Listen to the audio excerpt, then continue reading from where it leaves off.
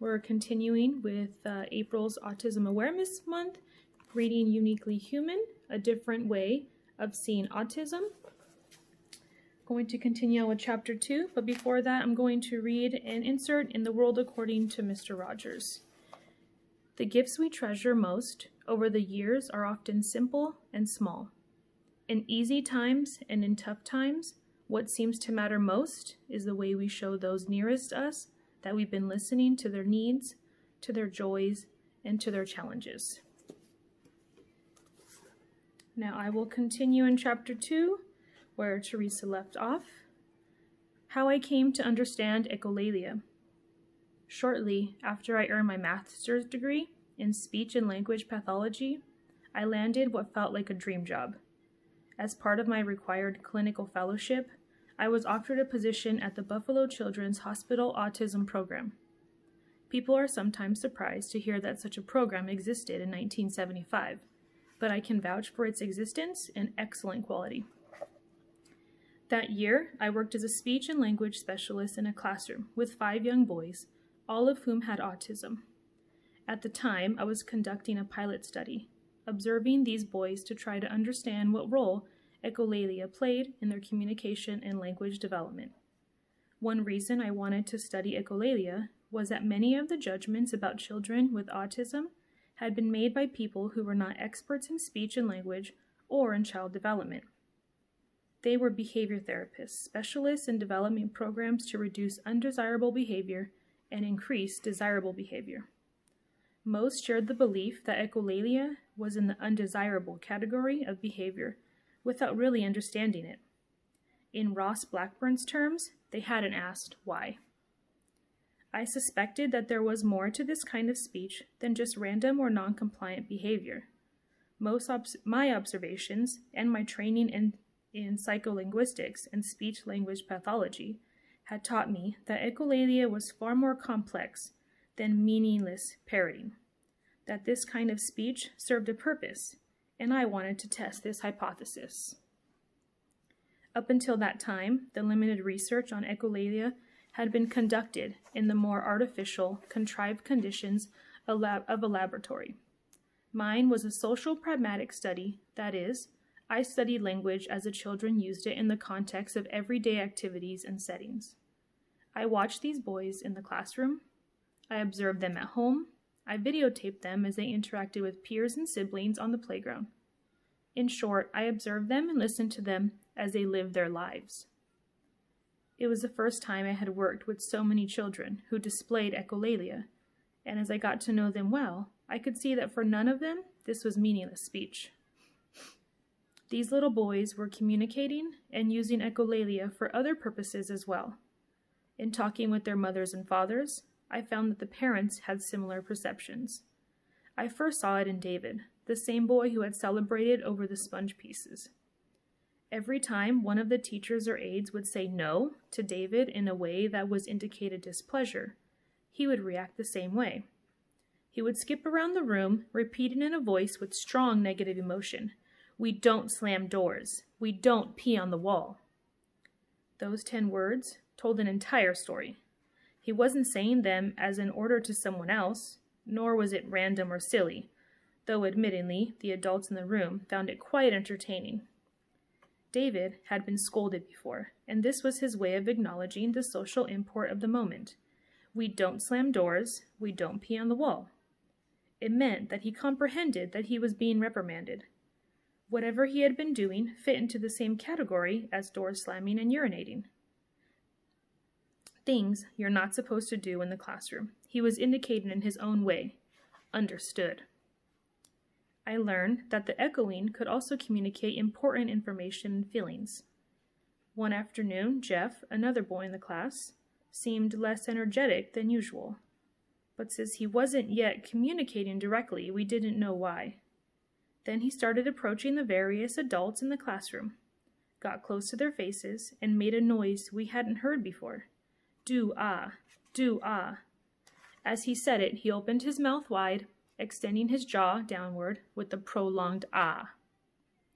He continued that pattern through the entire afternoon, pacing around the classroom, but then finding his way back.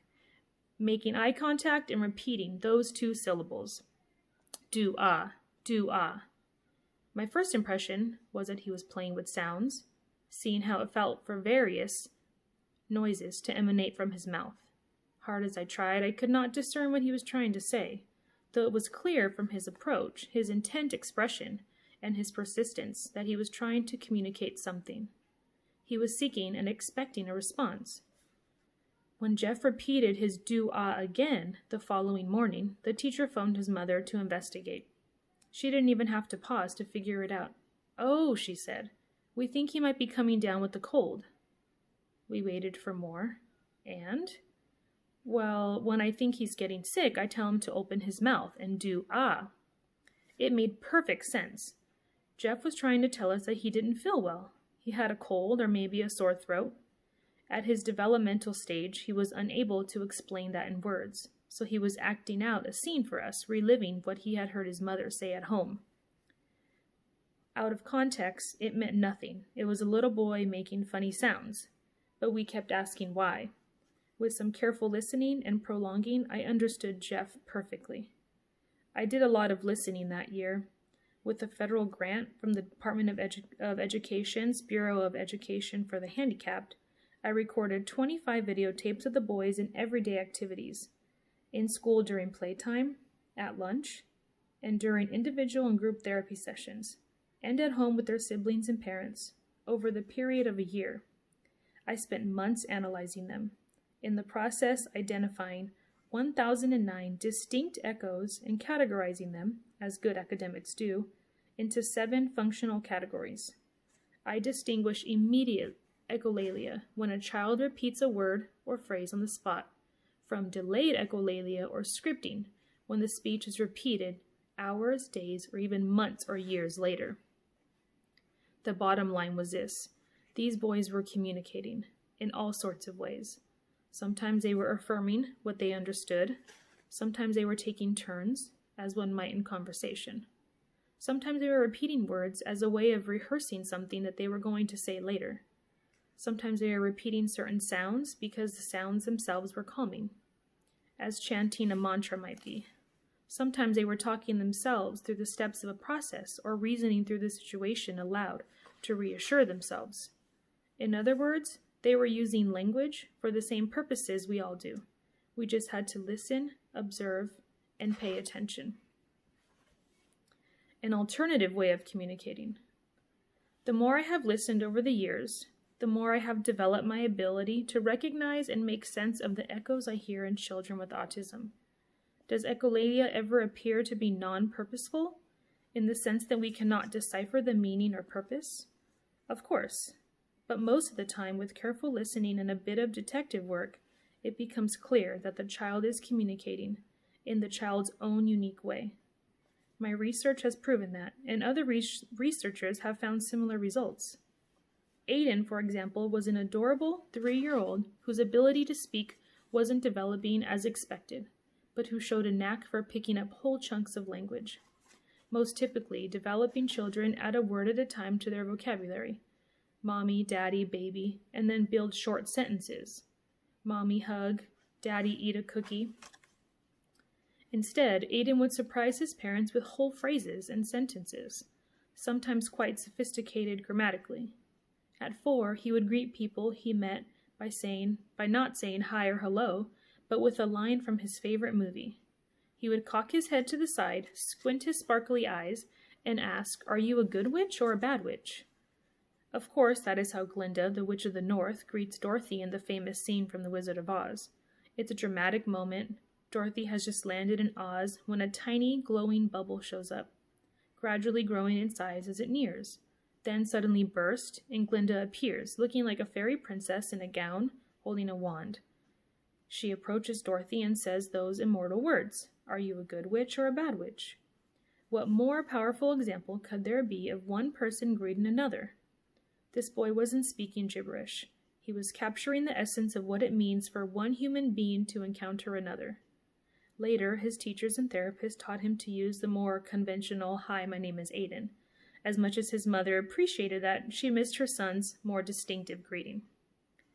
Sometimes children echo to narrate their way through an experience, sometimes the most mundane experiences. That was true of Bernie.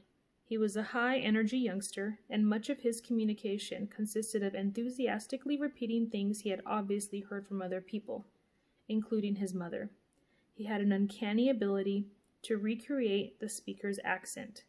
When I worked in his preschool decades ago, I would sometimes be in the men's room with him when I heard his voice emanating from a lavatory stall, sounding exactly like his mother. "You done now, boy? Now wipe your butt." Often, children use echoes to tell us what they're thinking, but rarely in ways that are immediately obvious. The father of Kyle, a young boy with autism, once invited me to join the two of them on a sailboat in Rhode Island. In the middle of a lovely afternoon, we were anchoring in a little cove when the boy began running up and down the deck as anxiously leaned over to peer into the water. "No dogs? Dogs bite," he kept saying with increasing urgency, looking at his dad. "No dogs? Dogs bite." No dogs? We were out in the water, with no other boats nearby. No people, no animals. Just waves and wind. What could he have been talking about? His father knew exactly what he meant. "He's asking if he can go swimming." I asked the father to explain. He told me that Kyle had a fear of dogs.